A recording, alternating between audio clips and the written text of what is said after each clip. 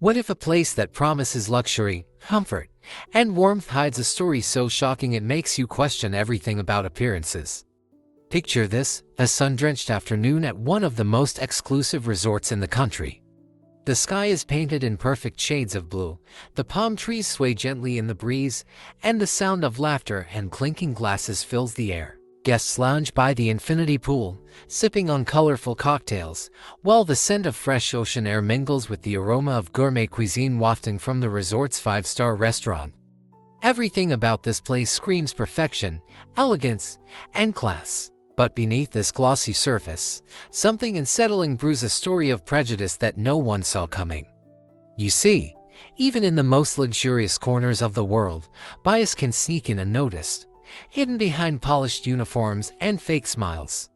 And in just a few moments, an encounter at the entrance of this very resort will unravel not only one man's deeply rooted ignorance but also reveal a truth that will leave everyone speechless. Stick around till the end, because what happens next is not just satisfying, it's the kind of twist that makes you believe in poetic justice. And trust me, you won't want to miss how this story unfolds. At the heart of this story stands a man who believes he knows exactly who belongs and who doesn't. Meet Richard, a middle-aged security guard with a stern face that rarely cracks a smile. His uniform is crisp, his posture rigid, and his eyes constantly scan the entrance like a hawk guarding its territory. But beneath that professional exterior lies something far less admirable, a mind clouded by prejudice and assumptions. Richard has worked at the resort for years, and in his mind, he's the gatekeeper of its exclusivity. He prides himself on recognizing the right kind of guests, the ones who fit his narrow idea of wealth and status. To him, appearances say it all. A luxury car, designer clothes, the right shade of skin, these are the signals he looks for before flashing that rare, approving nod. Anyone else, they're met with suspicion, maybe even hostility. Today, Richard feels no different. Standing tall at his post, he watches guests come and go, convinced he has everything under control. But little does he know, his rigid worldview is about to collide with a reality he's completely unprepared for. And the fallout, let's just say it's going to be unforgettable. Just as the afternoon sun begins to cast long, golden shadows across the resort's grand entrance, a sleek black SUV glides to a smooth stop near the front gates. The car, polished to perfection, reflects the sunlight like a mirror, but it's not the vehicle that catches Richard's attention, it's the family stepping out of it. A black family of four emerges, radiating the kind of effortless confidence that turns heads without even trying. The father, dressed in a tailored linen shirt and crisp slacks, exudes calm authority. The mother, elegant and poised, adjusts her sunglasses with a grace that speaks of quiet power. Their two children, laughing and playful, dart around their parents with the carefree energy of youth. There's an air about them, one of belonging, of familiarity with places just like this. But Richard doesn't see any of that. Instead, his eyes narrow, his mind, quick to judge, begins filling in blanks that were never there. They must be lost, he thinks, maybe here by mistake. He watches as the family approaches, their faces lit with the simple joy of a day spent together. But for Richard, that joy doesn't fit the narrative he's already written in his head. And as they draw closer, unaware of the storm they're about to walk into, Richard tightens his grip on the clipboard in his hand, ready to do what he believes is his duty. But what he doesn't know is that this seemingly ordinary moment is the start of something that will shake the very foundation of his world. As the family steps up to the entrance, their smiles warm and genuine, Richard's demeanor shifts from neutral professionalism to thinly veiled hostility. His eyes flick over them, scanning for something, anything that would justify letting them in. But in his mind, they've already failed his unspoken test. No matter the car, the clothes, or the confidence, none of it matters to him. Their skin color speaks louder than any reservation or membership could. The father offers a polite nod, reaching into his pocket to retrieve what Richard assumes will be their booking confirmation. But before a word can be spoken, Richard raises his hand, stopping them mid-step. His voice is flat, laced with authority, but there's an edge to it, a coldness that doesn't go unnoticed. "Sorry, this area is reserved for guests and members only," he states, as if it's a simple misunderstanding. The family exchanges quick, confused glances. The mother steps forward, her tone calm but firm. "We are guests. We have a reservation." But Richard shakes his head, already dismissing her words. "I think you're mistaken," he replies curtly, his gaze hardening. "You'll need to leave." For a split second, silence hangs heavy in the air. The children stop their playful chatter, sensing the tension their parents are trying to shield them from. The father takes a slow breath, his expression shifting from confusion to quiet disbelief. They've faced moments like this before, but never here, not at their resort.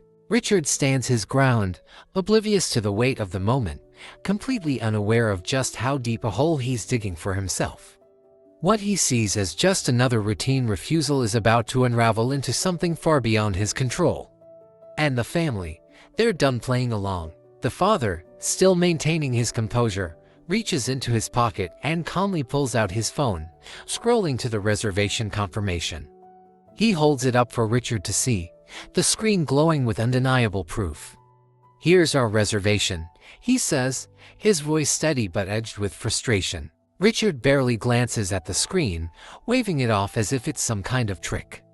His mind is too clouded by his own biases to consider that the family could actually belong here. "I don't care what's on that phone," he snaps, his tone growing sharper. "I said this area is for members and guests. You need to leave the premises immediately, or I'll have to call the authorities." The words hang in the air like a slap to the face.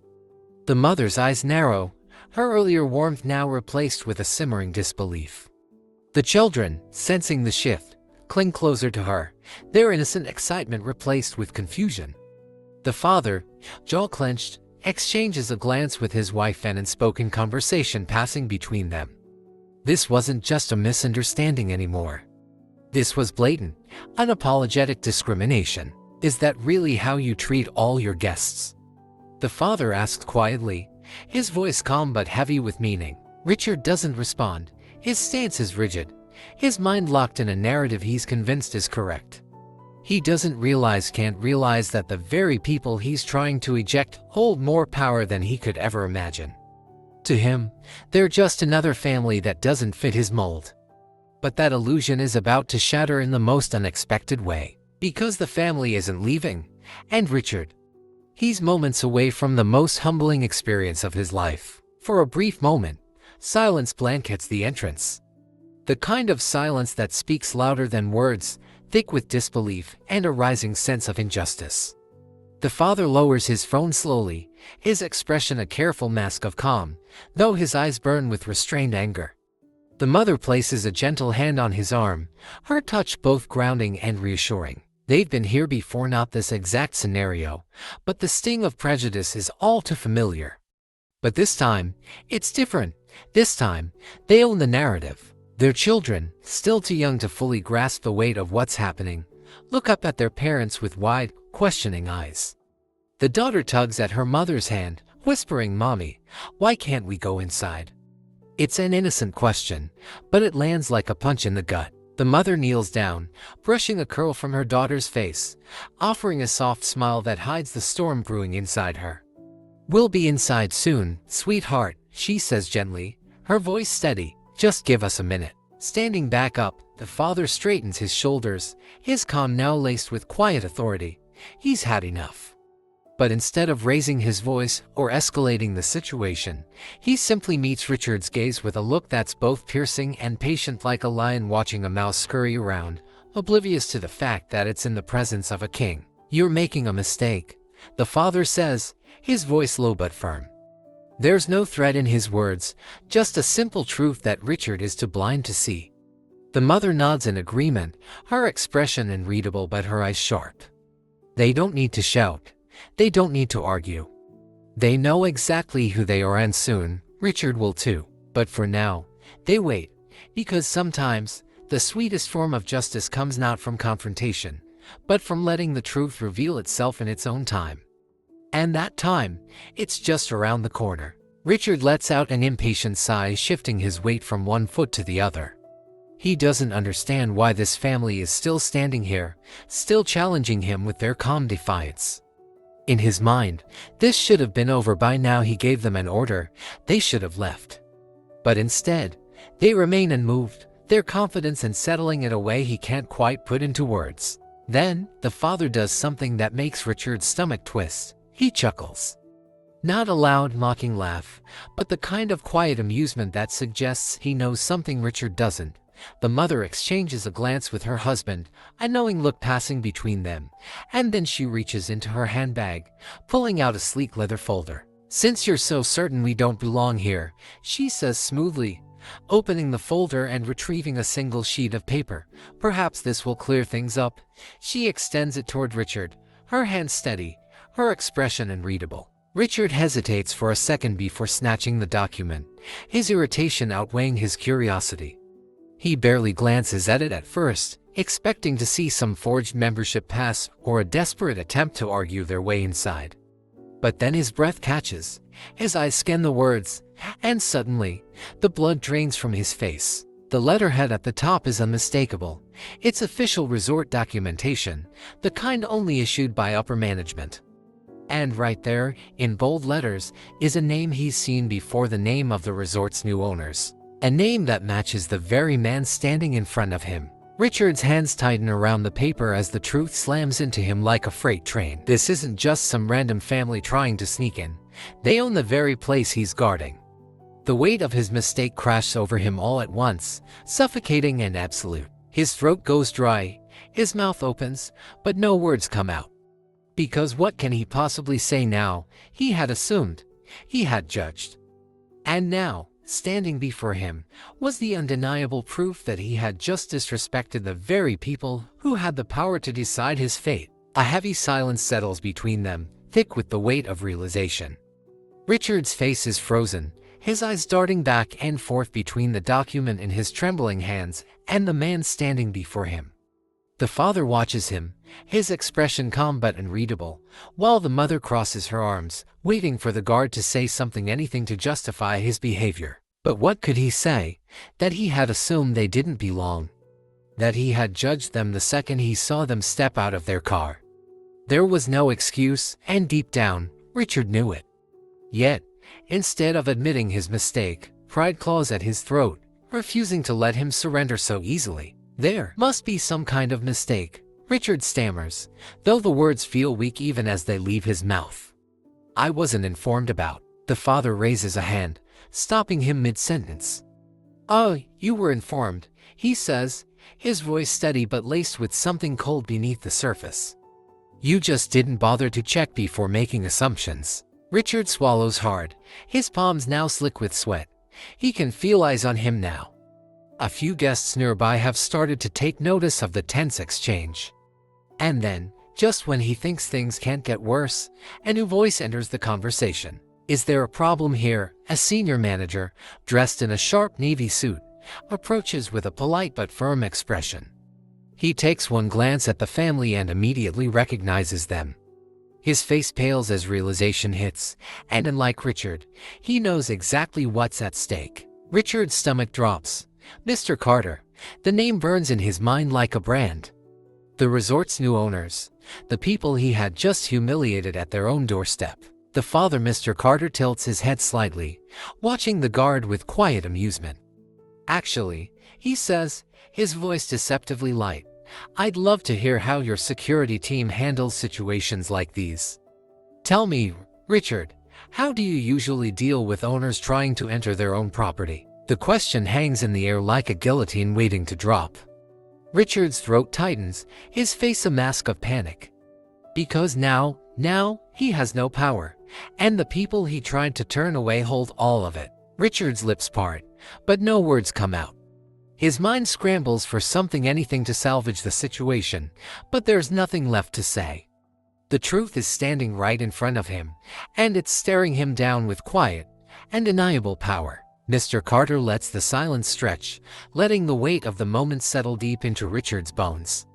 Then, with the same composed authority he's had all along, he steps forward, closing the gap between them. "You see, Richard," he begins, his voice measured, "what just happened here wasn't an accident. It wasn't a misunderstanding. It was a choice." Richard flinches. "You chose to judge us the second we arrived," Mr. Carter continues. "You chose to ignore our reservation. You chose to assume we didn't belong. He gestures to the paper still clutched in Richard's sweaty hands. And now, you're realizing that your choices have consequences. The manager shifts uncomfortably, glancing at Richard with barely concealed disappointment. Mr. Carter, I assure you, this is not how we conduct business here, he says hurriedly. We hold our staff to the highest standards of professionalism. Mr. Carter's gaze doesn't waver. Do you? His tone isn't loud, but it carries the kind of authority that makes people listen. Because from what I just experienced, it seems your security team has a very specific idea of who belongs here. The mother, who has remained quiet until now, finally speaks. This resort was built to be a place of inclusion, she says, her voice smooth but firm. A place where everyone is treated with dignity, regardless of how they look or what you assume about them. She tilts her head slightly. Tell me, Richard, would you have stopped us if we looked different? Richard doesn't answer. He doesn't have to. The shame in his eyes is answer enough. Mr. Carter exhales slowly, then finally steps back, his gaze never leaving Richard. Here's what's going to happen, he says.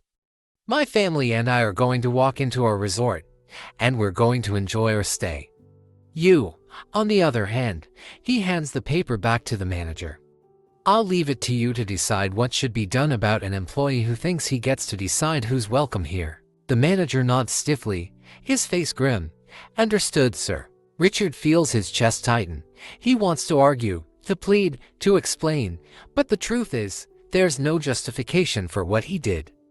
And now, standing in front of the very people he tried to deny, he realizes the harshest truth of all: he never had the power he thought he did. And now, the people who do have that power are walking right past him, stepping into the resort he swore they didn't belong in because, unlike him, they never needed permission to be there. Richard stands frozen, his pulse hammering in his ears as Mr. and Mrs. Carter turn away from him, their posture radiating effortless confidence. Without another glance in his direction, they take their children by the hand and stride through the grand entrance. Their entrance. The very doors he had tried to keep them from walking through now open wide for them, as they should have all along. The resort staff, now fully aware of what just transpired, exchange uneasy glances. A few whisper among themselves, others step aside in quiet respect as the Carters pass.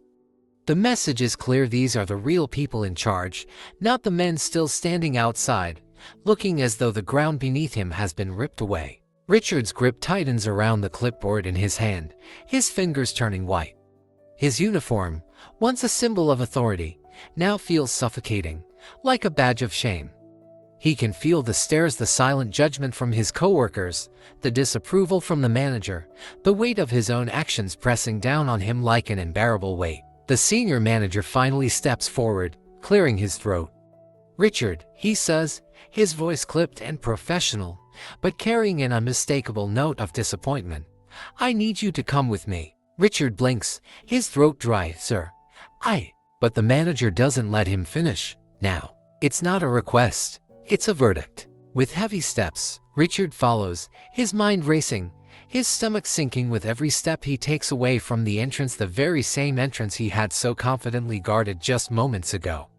Now, he's not the gatekeeper, he's the one being led away, stripped of the authority he once wielded so recklessly. And behind him, inside the grand halls of the resort, the Carters settle in, unbothered, unshaken. Because at the end of the day, no amount of bias, no misplaced power, no prejudice can ever change the truth: they belonged here all along. As Richard follows the manager through the side entrance, his mind spirals with dread. Every step feels heavier than the last. He had started this day with a sense of control, a belief that he knew who belonged and who didn't. Now, that illusion has been ripped away, leaving him exposed, vulnerable, and teetering on the edge of consequences he hadn't even considered. The manager doesn't speak as they enter a private office. The walls are lined with framed photos of executives, past and present, people with real authority, people who actually make decisions. And among them, Richard now realizes, are the Carters. Their presence had always been here, woven into the very fabric of the resort, while he had been too blinded by his own prejudices to see it. The manager finally turns, his face unreadable. "Do you have any idea how badly you've embarrassed this establishment?" he asks, his voice low but sharp. Richard swallows hard, his mouth suddenly dry. He wants to defend himself, to claim it was just a mistake, a misunderstanding, but deep down, he knows the truth. He hadn't just enforced a rule, he had let his own biases dictate his judgment. And now, there was no undoing the damage. "The Carters are not just guests, Richard," the manager continues. "They are the owners of this resort, the people who sign my paycheck. The people who, until today, were willing to trust our staff to uphold the values of this establishment. And you," he shakes his head, exhaling sharply. "You made them feel unwelcome in their own property." Richard shifts uncomfortably. He had spent years working security, believing he had an instinct for people, a sixth sense for spotting who belonged. Now, that same instinct had betrayed him, exposing him for what he really was: not an enforcer of rules, but a man blinded by his own biases. He starts, but the words don't come. What is there to say? That he hadn't meant to discriminate. That it wasn't personal. Those excuses feel weak, empty. The manager studies him for a long moment before finally speaking. "You'll be placed on immediate suspension while we review your conduct," he says. "Frankly, I wouldn't be surprised if you're permanently dismissed." Richard's heart pounds, fired, after all these years. But even as panic grips him, he knows deep down that he deserves it. Meanwhile, back in the main hall of the resort, the Carters are greeted warmly by staff who now understand exactly who they are. They settle into their luxurious suite, completely unbothered by the men who had tried to deny them entry. Because at the end of the day, his opinion, his assumptions, his judgment, none of it had ever mattered. This was their resort. And Richard, he was just a man who had let his own prejudice cost him everything. As Richard sits outside the manager's office, his mind replays the moment over and over, the smug certainty in his voice when he denied the Carters entry. The disbelief in Mr. Carter's eyes, the sheer weight of his mistake crashing down when he realized the truth. It all feels like a nightmare, but there's no waking up from this. Down the hallway, he hears murmurs from other employees.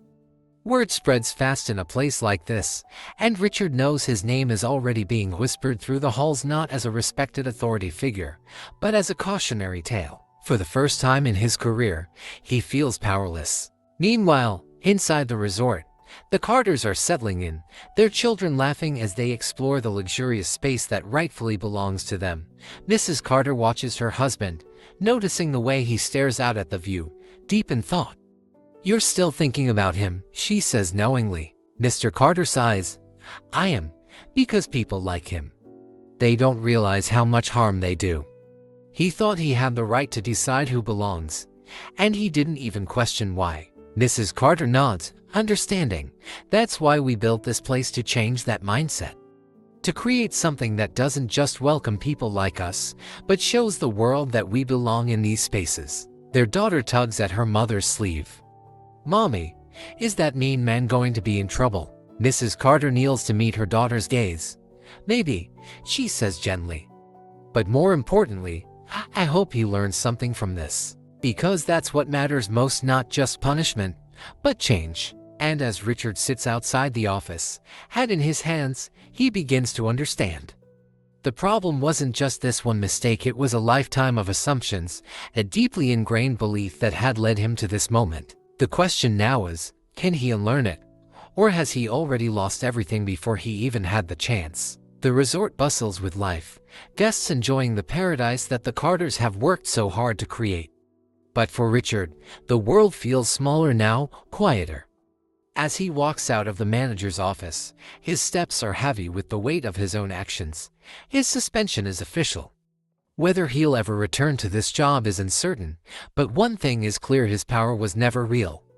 It was borrowed, based on nothing but false authority and personal bias. As he reaches the parking lot, he pauses, looking back at the grand entrance, the same entrance he tried to block. And yet, the Carters had walked through it with dignity, grace, and something Richard lacked: true ownership, not just of the resort, but of themselves. Inside, Mr. Carter sits on the balcony, watching the sunset. He knows this incident will fade, but the message remains. Spaces like these belong to everyone, and no one, no guard, no system, no outdated mindset can change that. As for Richard, maybe he will learn. Maybe he won't, but today, he was forced to see the world differently. And that is justice. And you, what do you think?